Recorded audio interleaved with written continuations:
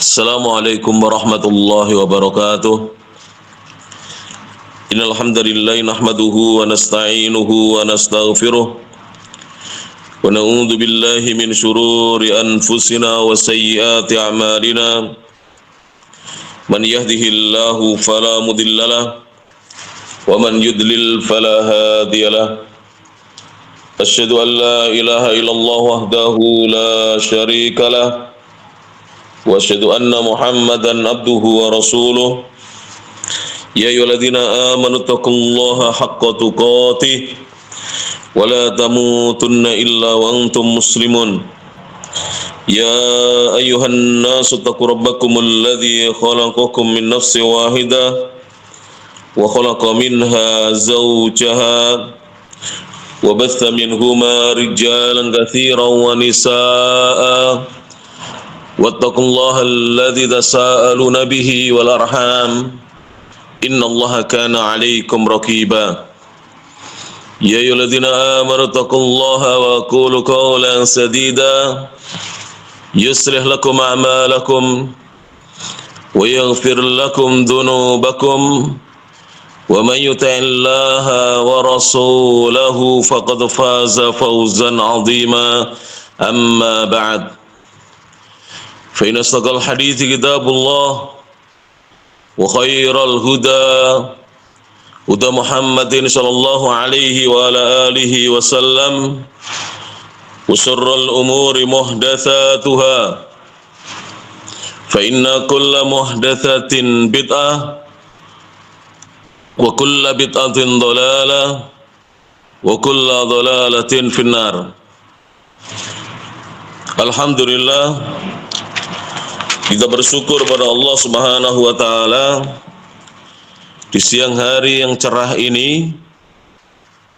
Ini adalah pertemuan untuk perkuliahan kita yang ketiga, di mana matkul atau mata kuliah yang saya ampu adalah Al-Manhaj, berbicara tentang metode beragama atau cara beragama dan juga jalan beragamanya as-salafis saleh, yang dikenal dengan manhajus salafis saleh, dan merupakan kenikmatan yang besar dari Allah Subhanahu wa taala yang dianugerahkan oleh Allah taala kepada hambanya, kepada kita sekalian, kepada saya dan saudara dan saudari, para mahasiswa dan mahasiswi, ikhwan dan akhwat, adalah ketika kita dibimbing untuk kita meniti manhajus salafis saleh, metode beragamanya generasi terdahulu yang soleh.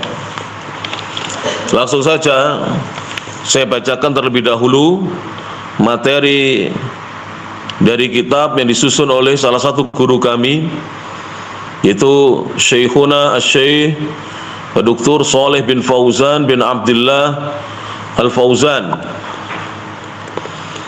hafizahullah ta'ala, semoga Allah menjaga beliau. Beliau mengatakan dalam kitabnya Manhajus Salafis Shalihi, metode beragamanya generasi terdahulu yang saleh, wa hajatul ummati ilaih, dan juga hajat kebutuhan umat kepada manhaj yang mulia ini. Lima ali asy-Syaikh, ditulis oleh yang mulia Syekh Al-Allamah, seorang yang sangat alim, yaitu Dr. Shalih bin Fauzan bin Abdullah Al-Fauzan, yang mana beliau adalah udhu hayati kibaril ulama. Beliau adalah udhu hayati kibaril ulama, anggota Dewan Ulama Senior, ulama besar Kerajaan Arab Saudi, wa udhu al-lajnatid daimati lil ifta, dan beliau juga anggota komite tetap untuk fatwa Kerajaan Arab Saudi. Beliau mengatakan, ya, silakan dibuka kitabnya. Kemarin sampai di mana ikhwan dan akhwat pembacaan kitabnya? Sampai halaman berapa kemarin? Halaman 3 ya? Ya, halaman 3. Sekarang masuk halaman 3 baris yang ke-7 ya. Benar? Halaman 3 baris yang ke-7. Saya tandanya lupa ini, tapi insya Allah halaman 3 baris yang ke-7. Jadi agak ke tengah ya. Berkata Syekh Shalih bin Fauzan Al-Fauzan hafizahullahu ta'ala, beliau mengatakan walihada, dan oleh karena itulah kanat hadil ummatu, dahulu umat ini, yaitu umatnya Rasulullah sallallahu alaihi wasallam, mereka tatadarasu, mereka mempelajari bersama-sama. Tatadaras itu saling tadarus, yaitu sebagian yang sudah berilmu mengajar atau mengajarkan manhaj ini kepada yang belum berilmu. Mereka saling mempelajari manhaj salafis salihi, metodenya generasi terdahulu yang saleh. Saya ulangi, walihada, oleh karena itulah kanat hadil ummatu, dahulu umat ini, tatadarasu, mereka saling mempelajari, belajar satu dengan yang lainnya, manhaj salafis salihi, metode beragamanya generasi terdahulu yang saleh. Wa yatanaqalunahu, dan mereka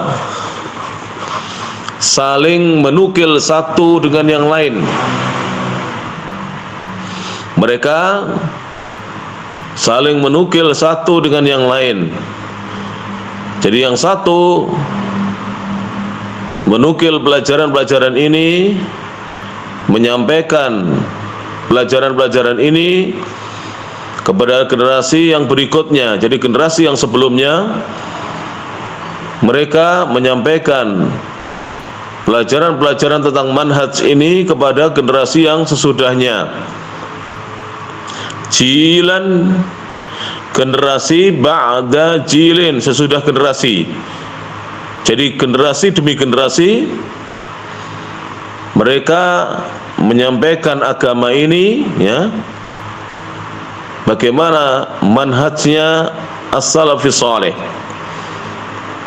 Fakana, maka dahulu manhaj yang mulia ini yudrasu, dipelajari.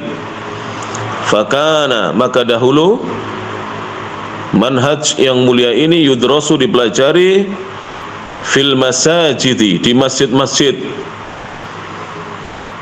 Sehingga dahulu kaum muslimin dari masa ke masa, dari generasi ke generasi, mereka mempelajari manhajus salafis salih di masjid-masjid. Sekarang tinggal coba kita komparasikan, kita bandingkan dengan kondisi kita, kita muqaranahkan dengan kondisi kita di zaman ini. Bagaimana kondisi kita di zaman ini? Sedikit sekali pelajaran manhaj itu di masjid-masjid.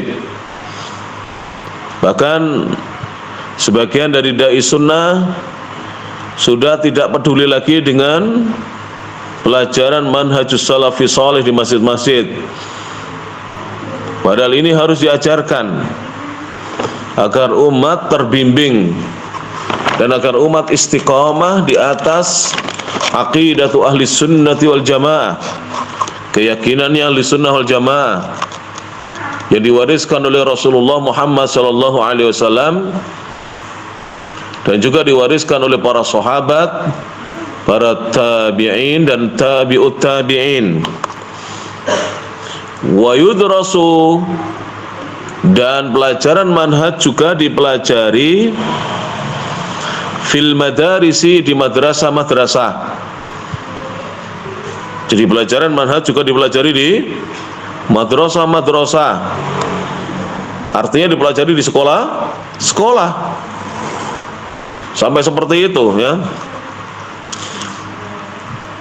wa fil ma'ahidi, dan dipelajari di pesantren-pesantren, wa fil ma'ahidi, dan juga dipelajari di pesantren-pesantren. Kalau di Arab itu bukan pesantren namanya ya, di institut-institut. Ma'had itu adalah institut-institut, pesantren-pesantren. Wal kulliyati, dan dipelajari di fakultas-fakultas, dan dipelajari di fakultas-fakultas. Coba mungkin ada di antara panjenengan ada yang pernah mendengar atau tahu atau mungkin bahkan dulu pernah sempat merasakan kuliah di bangku kuliah di Institut Agama Islam baik swasta maupun negeri di Indonesia. Tidak ada pelajaran manhajus salafis saleh. Saya Gus Yus Muhammad Yusran Mustafa dulu pernah merasakan mengikuti perkuliahan di Institut Agama Islam Negeri Sunan Ampel Surabaya. Saya masuk Sunan Ampel tahun 1994. Kemudian saya lulus selesai sarjana S1 tahun 1998. Berarti 26 tahun yang lalu. Tidak ada pelajaran manhajus salafis saleh, padahal saya berkuliah di Fakultas Syariah, di jurusan Fakultas Syariah, kisemnya jurusannya adalah Al-Qadha, peradilan Islam. Tapi kami tidak diajari, tidak ada satupun mata kuliah yang mengajarkan kepada kami manhajus salafis saleh. Dan ini sangat penting ya. Saya sampaikan ini sangat penting. Oleh karena itu, tidak sedikit, bukan tidak sedikit, mayoritas dai-dai itu tidak faham dengan manhaj. Mereka tidak faham dengan bagaimana metode beragama yang dijalankan oleh as-salafus saleh. Bahkan ya kita tidak boleh suudzon ya. Bahkan banyak mahasiswa atau tidak sedikit lulusan dari kampus-kampus Islam yang ada di negeri kita itu malah lebih condong kepada pemahaman sekuler atau liberal atau pemahaman pluralisme atau pemahaman-pemahaman yang lain yang itu tidak sejalan dengan manhajus salafis saleh dan aqidatu ahli sunnati wal jamaah. Maka ini saya sampaikan kepada seluruh mahasiswa dan mahasiswi ya, Ma'had Al-Imam Asy-Syafi'i Al-Ali di Tulungagung, agar semuanya mengikuti pelajaran yang saya sampaikan ini, supaya kita mendapatkan ilmunya dan jalan kita dalam beragama ini dibimbing oleh Allah Subhanahu wa taala. Tolong bagi yang kemarin absen tidak hadir di pertemuan pertama, minimal dibaca ringkasannya. Kemudian yang tidak hadir di pertemuan yang kedua juga demikian, minimal dibaca ringkasannya. Kalau perlu, saya meminta dengan sangat kepada Bapak Tri untuk men-share rekaman dari perkuliahan yang saya sampaikan. Jadi di-share. Dan harapannya adalah seluruh mahasiswa dan mahasiswi, seluruh ikhwan dan akhwat yang mengikuti perkuliahan di Ma'had Al-Imam Asy-Syafi'i Al-Ali di Tulungagung ini betul-betul memahami agamanya dengan baik, sehingga ketika beragama betul-betul beragama dengan agama yang benar, yang murni, yang diwariskan oleh Allah Subhanahu wa taala dan Rasulnya sallallahu alaihi wasallam kepada kita. Agamanya bersumberkan dari Alkitab, dari Al-Quran dan As-Sunnah, dan semuanya difahami sesuai dengan pemahaman as-salafus saleh, sehingga tidak ada lagi dari kita yang membenci agama Islam, agamanya sendiri, apalagi naudzubillah sampai meninggalkan agamanya. sampai mencaci maki atau mengolok-olok agamanya, tidak ada lagi, karena kita telah mempelajari bersama-sama. Kemudian wal jami'at, dan juga di universitas-universitas, di kampus-kampus. Wal jami'ati, dan di universitas-universitas atau kampus-kampus. Fahada huwa, maka inilah dia manhajus salafis salihi, metodenya generasi terdahulu yang saleh. Wa hadhihi tariqatu, dan inilah cara atau metode atau metodologi lima arifatihim, untuk bisa mengenal mereka. Wa hadhihi tariqatu, inilah cara dan metode ini atau cara ini atau metodologi ini adalah lima arifatihim, untuk mengenal mereka, agar kita kenal dengan Rasulullah sallallahu alaihi wasallam, kita kenal dengan para sahabat, kita kenal dengan para tabi'in, kita kenal dengan tabi'ut tabi'in, dan ulama-ulama kita yang dari generasi ke generasi selalu berpegang dengannya dan mengajarkan manhaj yang mulia ini. Annana nata'allamu, sesungguhnya kita mempelajari. Annana nata'allamu, sungguhnya kita mempelajari manhaj salafis salihi, metode generasi terdahulu yang saleh ini, as-safi, metode yang as-safi, jernih, metode yang as-safi, yang jernih.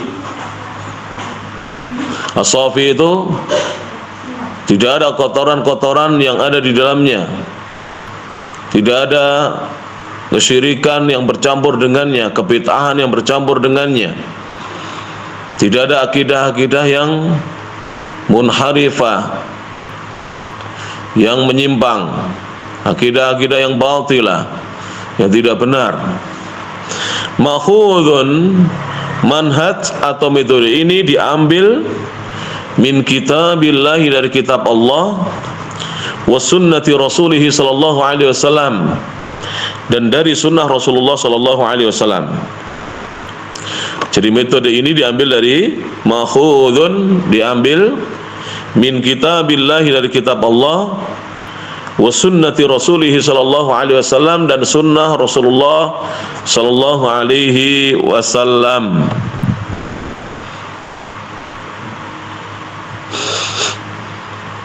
Akhbarun Nabi sallallahu alaihi wasallam, Nabi sallallahu alaihi wasallam memberitakan, mengkhabarkan. Akhbarun Nabiyyu sallallahu alaihi wasallam, Nabi sallallahu alaihi wasallam memberitakan atau mengkhabarkan, annahu, sesungguhnya, sayaktsuru, akan terjadi banyak, al-ikhtilafu, perselisihan. Jadi Nabi kita Muhammad sallallahu alaihi wasallam memberitakan bahwa akan terjadi banyak yang namanya apa? Al-ikhtilafu, perselisihan. Jadi ini sudah menjadi apa? Sudah menjadi sunnatullah, sunnahnya Allah subhanahu wa ta'ala, menjadi kehendak Allah secara kauniyah. Nanti kita akan belajar namanya al-iradah. Al-iradah itu ada dua. Yang pertama asy-syar'iyyah, ad-diniyah. Al-iradah asy-syar'iyyah, ad-diniyah. Al-iradah itu kehendak Allah, ya, keinginan Allah, asy-syar'iyyah, yang terkait dengan syariat ad-diniyah dan agama Islam. Seperti Allah menghendaki kita menjadi orang-orang yang beriman, kita mengikuti Al-Quran dan As-Sunnah, kita berpegang dengan sunnah Nabi dan sunnah para sahabat. Itu yang dikehendaki oleh Allah Ta'ala secara syarak dan agama. Ada iradah yang kedua, al-iradah al-kauniyah, ya, al-qadariyah namanya. Al-iradah al-kauniyah al-qadariyah, kehendak Allah yang terkait dengan kaun, alam semesta dan takdirnya Allah.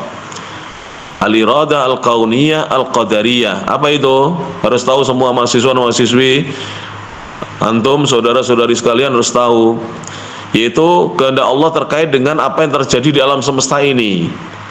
Ternyata walaupun secara syarak dan agama Allah menghendaki kita mengikuti manhaj salaf, tapi ada saja yang tidak mau mengikuti manhaj salaf. Ada banyak yang mengikuti agama selain Islam. Ada yang masih mengikuti Islam, tapi Islam yang lainnya, Islam liberal, Islam sekuler, Islam khawarij, maksudnya sesuai dengan pemahaman mereka, ya, Islam yang tidak murni. Ini yang dimaksudkan di sini, ya, bahwa terjadi ikhtilaf ini adalah kehendak Allah yang terkait dengan apa? Yang terkait dengan al-kauniyah al-qadariyah, yang terkait dengan al-kauniyah, kehendak Allah yang terkait dengan alam semesta dan takdirnya Allah Subhanahu wa ta'ala. Baik, akan terjadi al-ikhtilaf fi hadhil ummati, kembali kepada kitab, di umat ini. Wadzalika, dan hal itu, hal tersebut, fi qaulihi, ada di dalam sabdanya Nabi sallallahu alaihi wasallam.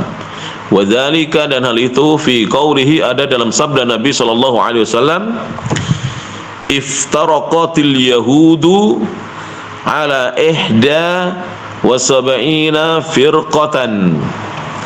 Iftaraqat, telah terpecah, telah berpecah belah, telah bercerai-berai. Al-yahudu, orang-orang Yahudi. Siapa ini yang mengabarkan? Siapa yang memberitahukan kepada kita bahwa orang-orang Yahudi telah berpecah belah, telah tercerai-berai? Adalah manusia yang tidak pernah berdusta, as-sadiqul masduq, as-sadiqul amin, seorang yang selalu jujur dalam berucap dan terpercaya, bisa untuk, ya, menyimpan amanah. Beliau menghabarkan bahwa orang-orang Yahudi telah terpecah ala ihda, di atas 1 wa sab'ina, dan 70 firqatan, kelompok. Jadi orang-orang Yahudi pecah menjadi 71 kelompok. Waftaraqatin nasara, dan orang-orang Nasrani terpecah ala ithnataini wa sab'ina firqatan, di atas 2 dan 70 firqatan, kelompok. Jadi menjadi 72 kelompok. Perpecahannya lebih banyak dibandingkan perpecahan yang ada di kalangan orang-orang Yahudi. Orang-orang Nasrani pecahnya menjadi 72 kelompok. Wasataftariku hadhil ummatu, wasataftariku, dan akan menjadi terpecah, dan akan terpecah, bercerai-berai, hadhil ummatu, umat ini, ala 73 firqatan, menjadi 73 kelompok. Jadi umat Islam perpecahannya lebih banyak dibandingkan perpecahan yang ada di kalangan siapa? Yahudi, dan di kalangan Nasrani. Iya dan billah, na'udzubillahi min dzalik. Kulluha finnari, semua umatnya Rasulullah yang bercerai-berai itu, kulluha, kesemuanya, finnari, semua kelompok itu ada di neraka. Siapa yang mengatakan ini? Rasulullah sallallahu alaihi wasallam. Ini bukan berarti Rasulullah menyuruh umatnya atau senang umatnya berada di neraka, tidak. Ini justru mewanti-wanti. Rasulullah mewanti-wanti. Sama dengan ketika misalnya ada seorang guru menyampaikan, anak-anakku sekalian, kalian belajar yang rajin.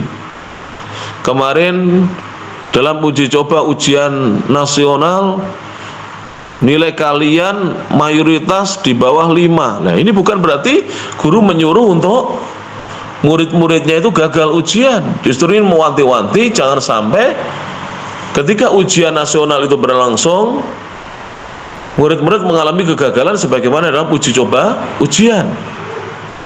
Rasulullah mengetahui hal tersebut, perkara gaib yang belum terjadi tersebut, dari berita yang disampaikan oleh Jibril dari Allah Subhanahu wa taala, bahwa umatnya Rasulullah semuanya di neraka illa wahidatan, kecuali satu golongan.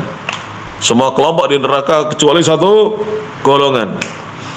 Kenapa saya mengatakan satu golongan ini dengan golongan bukan kelompok? Saya tidak suka saya tidak suka menyebut golongan yang selamat itu dengan kelompok. Kalau yang tidak selamat bagusnya memang disebut kelompok. Yang selamat golongan. Karena kata-kata itu memiliki makna, ya. Jadi pemilihan diksi, saya sampaikan kepada para ustadz dan ustadzah, kalau kita berbicara, diksi itu harus dipilih. Kalimat kita, termasuk kata per kata itu dipilih. Jadi jangan sampai ya menyampaikan misalnya orang buruk. Misalnya kita membicarakan tentang Abu Jahal, jangan dikatakan beliau Abu Jahal, jangan. Itu keliru itu. Banyak. Jadi dai yang tidak tepat. Dia misalnya. Tapi beliau Rasulullah sallallahu alaihi wasallam. Kalau Rasulullah beliau Abu Bakar Siddiq. Walaupun secara bahasa orang ahli bahasa tidak mempermasalahkan, tapi kita ahli agama, beragama itu harus juga kita timbang dengan adab dan etika.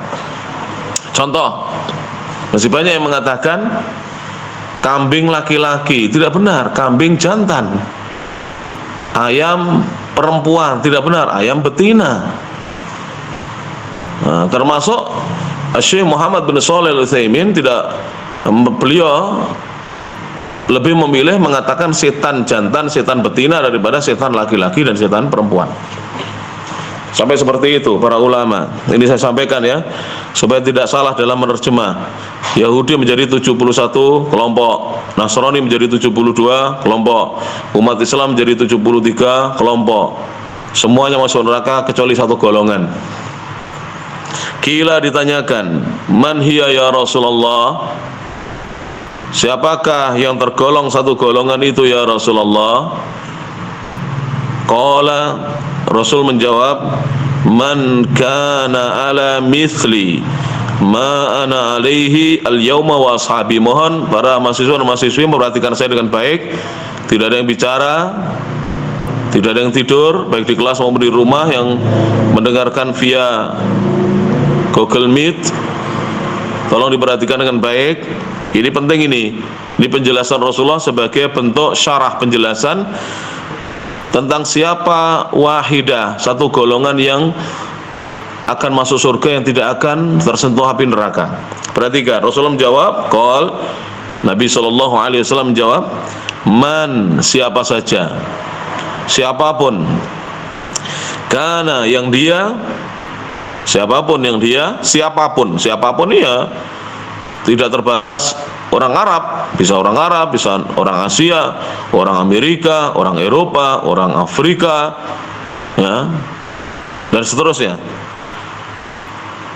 Siapa saja yang dia ala, di atas, misli, semisal, di atas semisal, ma, apa-apa. Siapa saja yang dia di atas semisal apa-apa, ana, aku itu aku Rasulullah, akunya Rasulullah, aku, saya, alaihi, di atas apa-apa tersebut, alaihi, di atasnya maksudnya di atas apa-apa tersebut, al-yauma, pada hari ini. Perhatikan ya, ini kalimat yang diucapkan Rasulullah SAW. Jadi siapa saja yang dia berada di atas apa-apa atau sesuatu yang semisal dengan apa-apa yang aku berada di atasnya, artinya dia berpegang dengan apa yang dipegangi Rasulullah. Dia beramal dengan amalan yang diamalkan Rasulullah. Dia meyakini, berakidah, beretikad dengan apa yang diyakini oleh Rasulullah SAW. Dia bermanhaj, ya, dia memakai metode dengan metode yang dijalankan oleh Rasulullah SAW.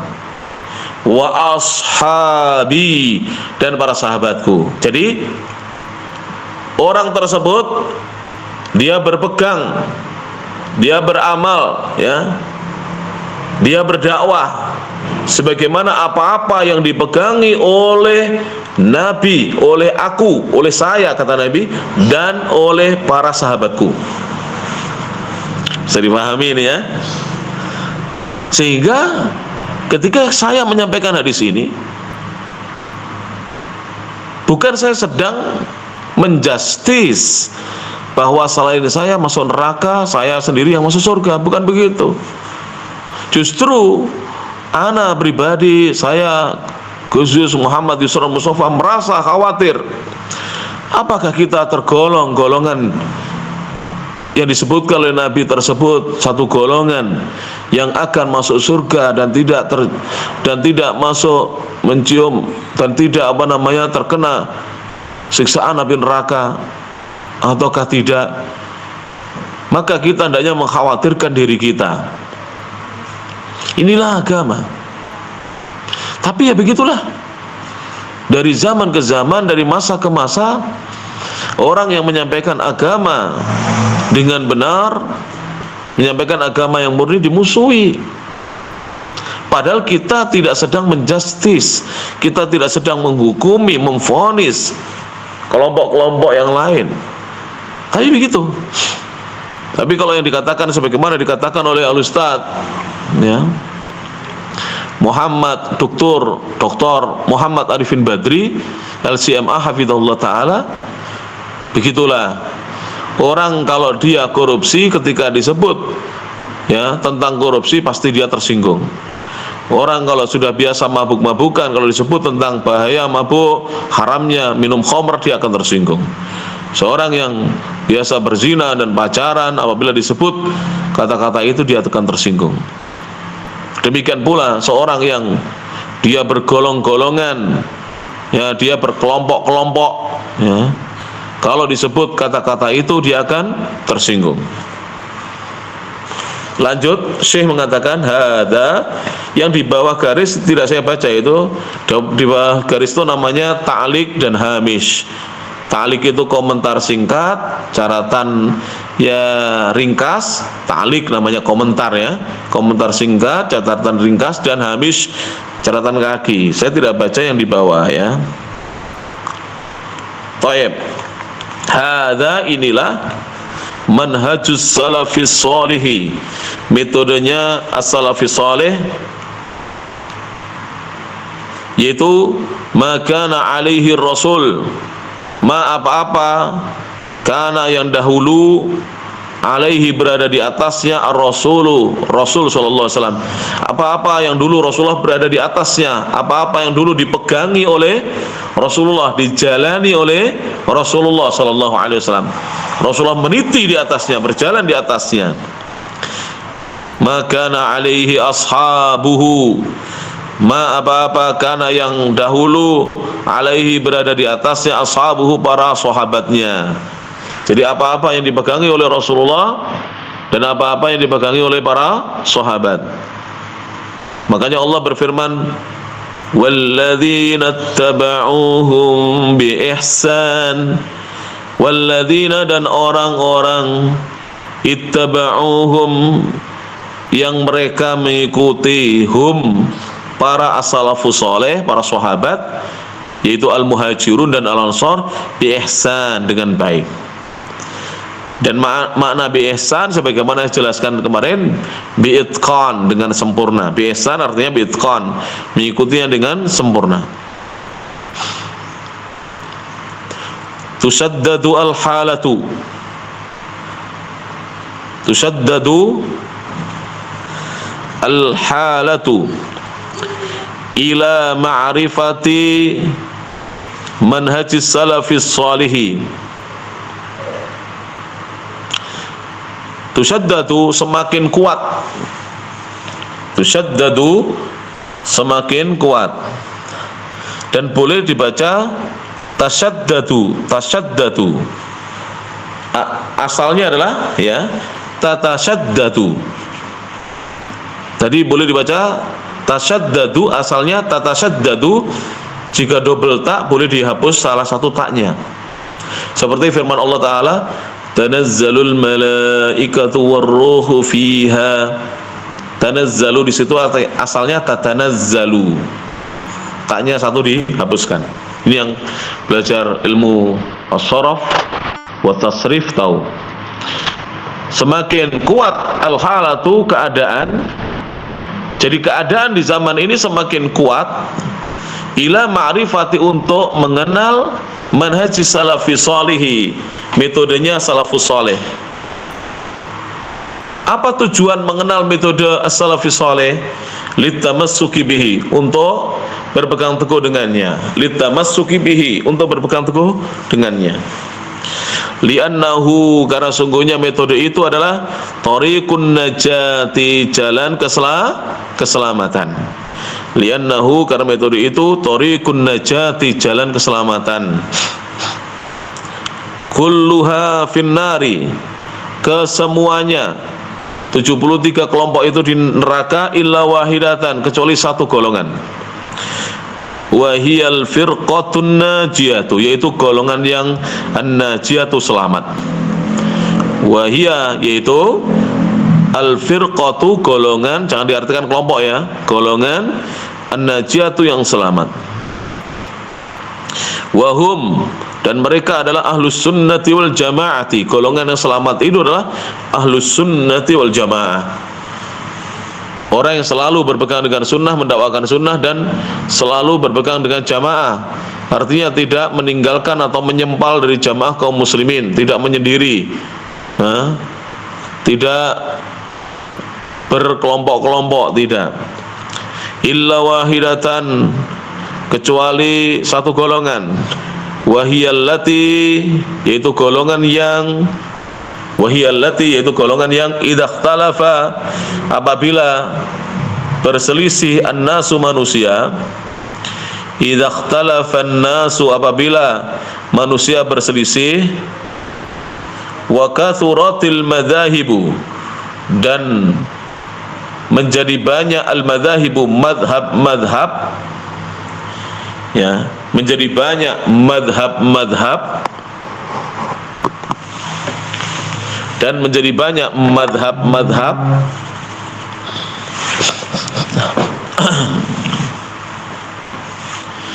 Maka wa kathuratit taraiku, dan menjadi banyak torekot-torekot, dan menjadi banyak torekot-torekot.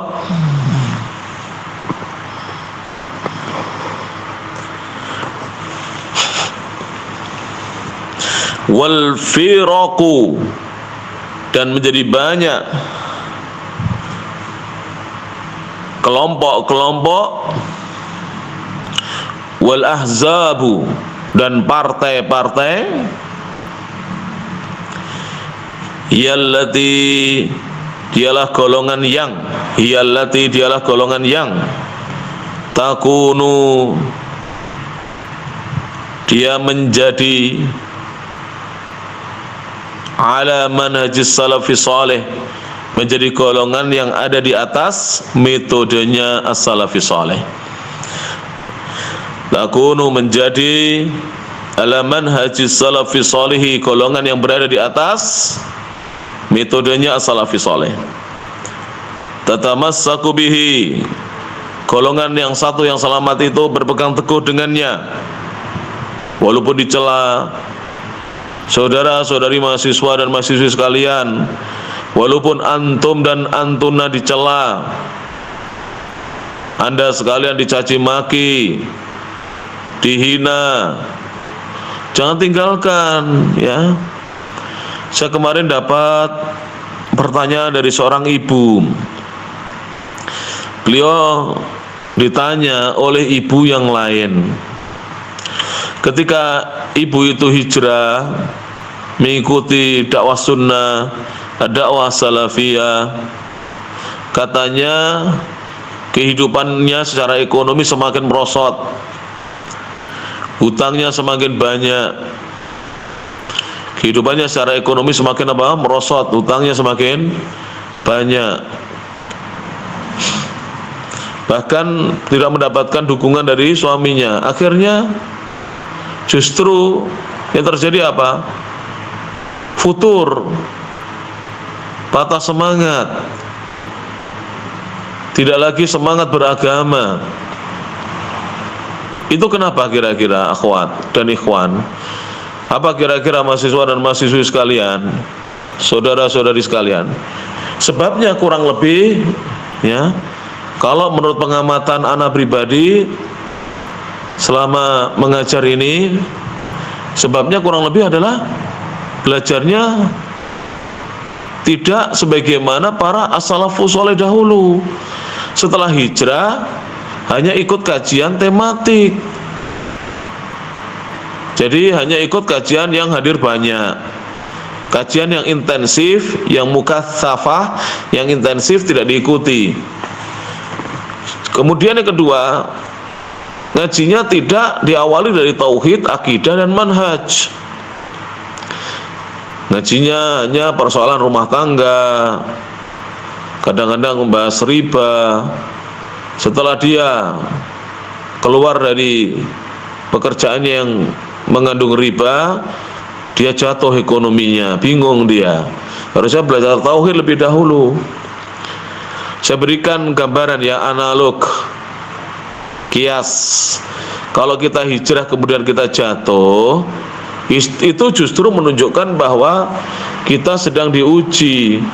Sebenarnya kita ini tidak jatuh, tapi karena pohon semakin tinggi, pohon itu apabila semakin tinggi, terpaan angin di atas semakin apa? Kuat dan kencang. Maka harusnya bersabar. Itu ujian. Kalau sudah diuji, insya Allah akan datang banyak pertolongan Allah Subhanahu wa ta'ala. Innan nasra ma'as sabri, sungguhnya pertolongan Allah bersama kesabaran. Maka harusnya sabar ya. Alhamdulillah ya, tolong ujian yang kita dapatkan itu tidak seberat ujian yang dialami oleh para sahabat. Apa ada di antara kita seperti sahabat? Hijrah kita ini hijrah hanya meninggalkan masa lalu kita. Kalau para sahabat hijrah itu semuanya.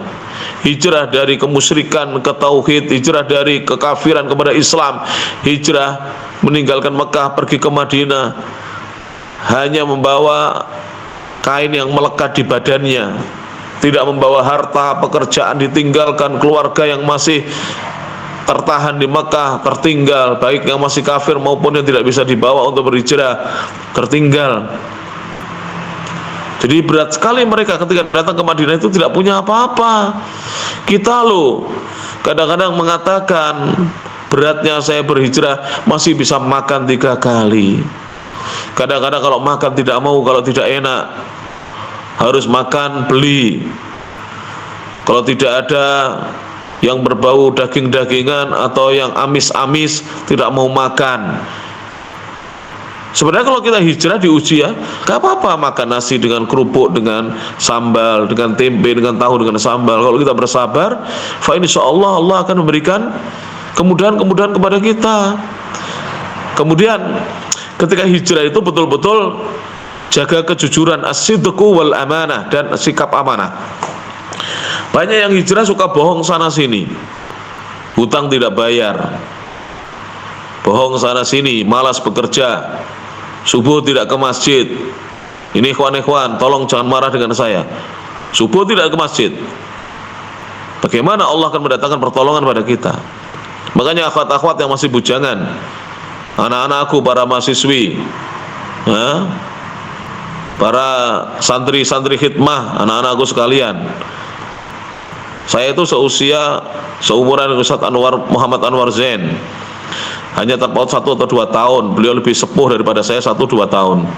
Saya seusia beliau. Kalau kopiah saya buka, saya sudah putih rambut saya. Tolong dicamkan ini. Kalau mau cari suami, itu selidiki. Suami saya 1 bulan sholat di masjid atau dia subuhnya. Kalau sholat maghrib dan isya di masjid biasa, ikhwan-ikhwan ikut kajian. Tapi subuhnya molor sampai jam 9, jam 7.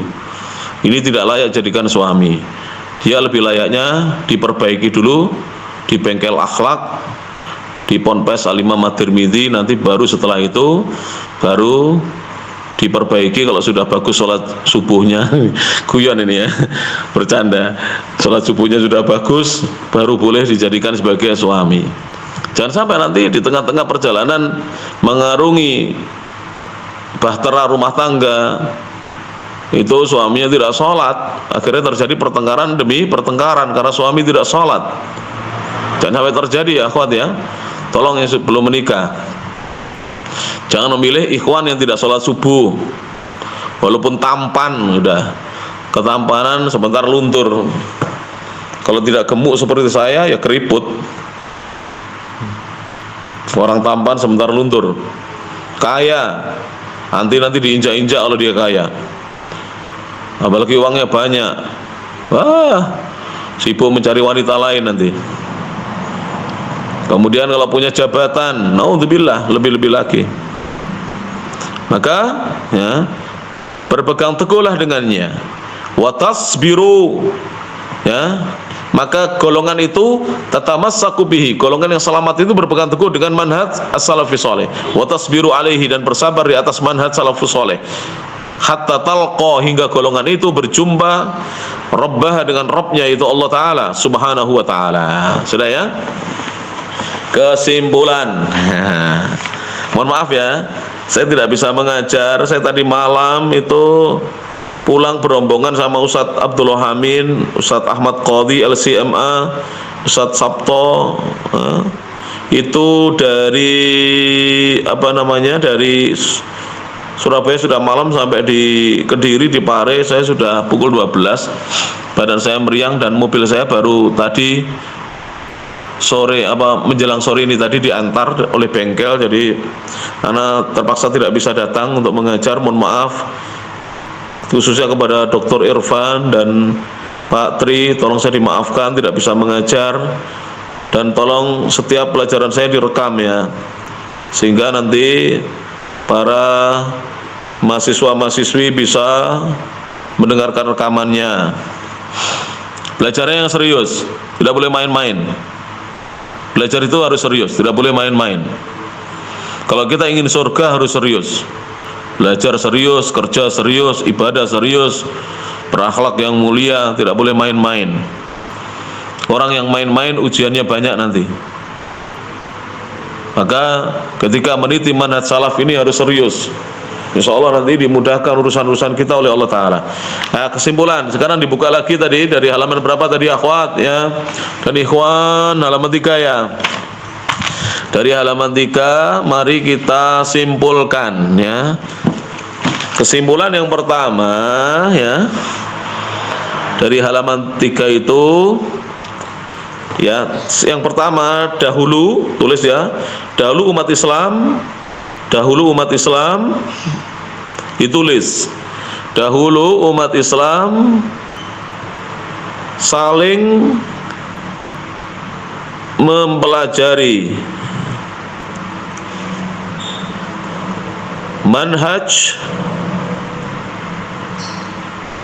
manhajus salafus saleh, manhaj salafus saleh ya.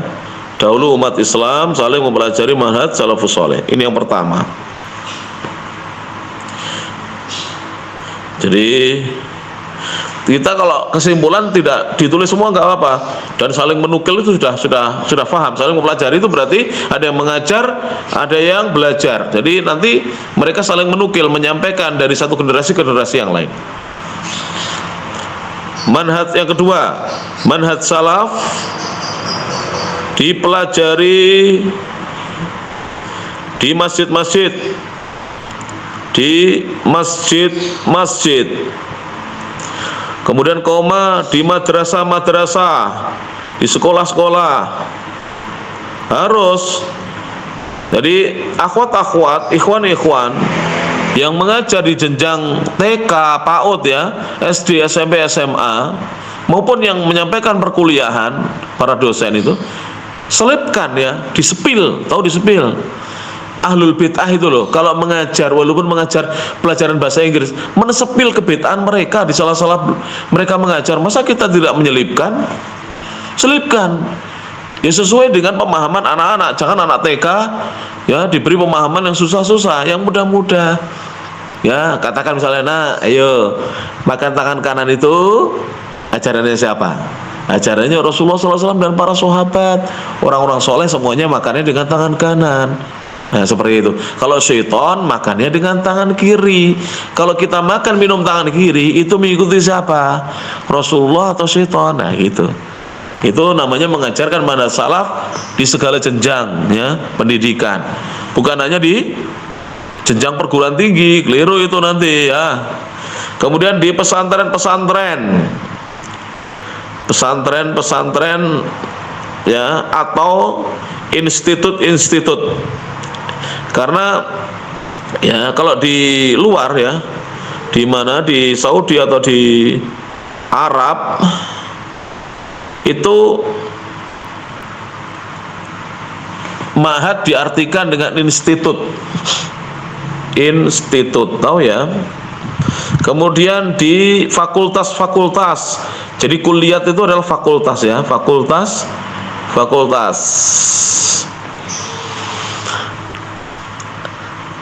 Saudara-saudari sekalian, kuliahnya di fakultas apa? Ya saya tidak hafal ya fakultasnya apa. Yang penting tidak kuliah di fakultas kedodoran. Bukan fakultas kedokteran, fakultas kedodoran, bukan. Pokoknya mudah-mudahan ya ini ada nanti yang melanjutkan sampai S1 selesai, S2, S3 harus. Kenapa Ustaz kok harus ya? Biar dakwah salaf bisa tersebar. Orang sekarang kadang-kadang melihat kepada gelar, tidak melihat kepada ilmu. Maka gelar itu terkadang atau tingginya jenjang pendidikan itu menjadi wasilah, sarana, bukan goyah loh ya, bukan tujuan ya. Tujuan kita menyampaikan dakwah yang hak agar manusia bisa beribadah kepada Allah Subhanahu Wa Taala, menjadi ahlu tauhid ya, dan masuk surga. Itu tujuannya dakwah. Tapi ini menjadi wasilah, sarana saja ya, menjadi sarana. Seperti sekolah di madrasah itu sarana, kita butuh sekarang ini ya. Kemudian di universitas atau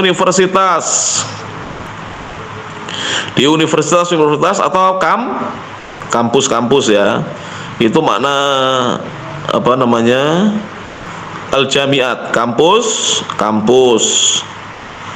diajarkan ya. Kemudian yang ketiga ya, manhaj salaf yang jernih itu diambil, manhaj salaf yang jernih itu diambil dari Alkitab dan As-Sunnah. Itu yang ketiga, manhaj salaf yang jernih diambil dari Alkitab dan As-Sunnah. Kemudian yang keempat, di akhir zaman akan terjadi perpecahan, ada dari perselisihan, akan terjadi perselisihan. Ini keempat. Berarti ini namanya apa? Ini adalah berita kenabian.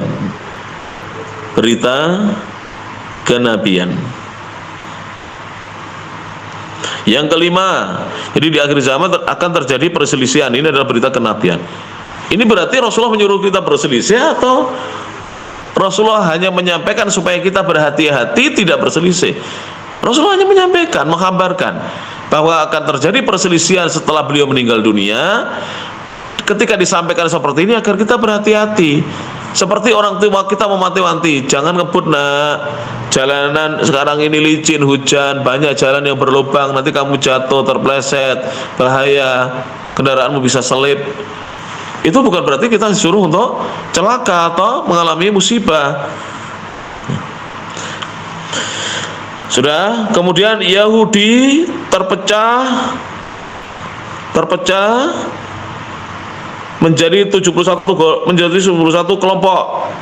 Menjadi 71 kelompok. Nasrani terpecah menjadi 72 kelompok. Dan umat Islam pecah menjadi 73 kelompok. Sudah ya? Semuanya masuk neraka. Naudzubillah. Kecuali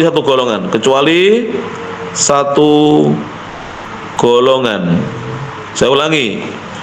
Yahudi terpecah menjadi 71 kelompok, Nasrani terpecah menjadi 72 kelompok, umat Islam terpecah menjadi 73 kelompok. Semuanya masuk neraka kecuali satu golongan, yakni siapa saja yang berpegang dengan apa yang dipegangi, yakni siapa saja yang berpegang dengan apa yang dipegangi oleh Rasulullah Sallallahu Alaihi Wasallam dan para sahabatnya. Ulangi, semuanya masuk neraka kecuali satu golongan, yakni siapa saja yang berpegang dengan apa yang dipegangi oleh Rasulullah SAW dan para sahabatnya.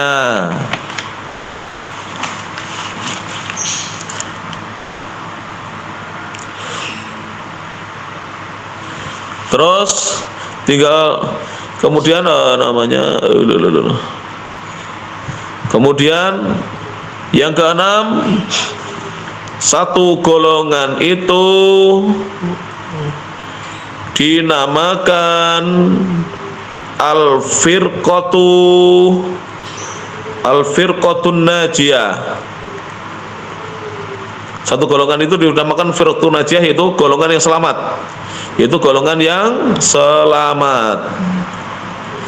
Satu golongan itu dinamakan al-firqatun najiyah, itu golongan yang selamat.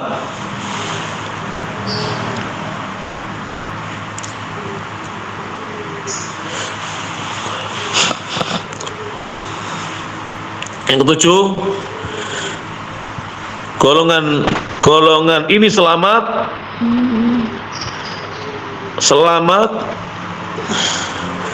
dikarenakan mereka, golongan ini selamat dikarenakan mereka berpegang teguh